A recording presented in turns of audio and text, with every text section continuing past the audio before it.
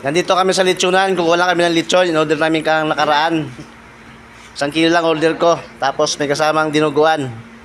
Ayan, panghimagas daw. Kaya kukunin namin yung lechon dahil nagutom na. Tapat na ng tanghalian. Kaya gusto namin kumain. Kaya umpisa naman tantarig ng lechon.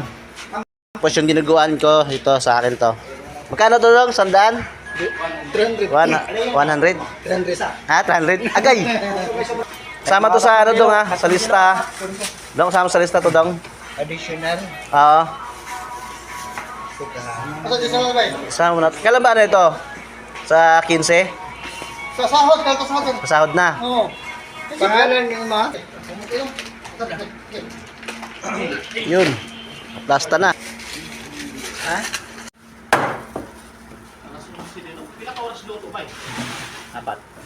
Apat.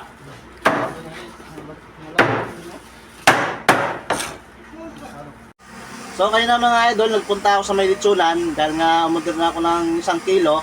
Shoutout na rin pala sa ating dalawang lechonero dito. At shoutout na rin sa dalawang lechonero na nandun sa Cebu ngayon. Shoutout sa inyo mga idol.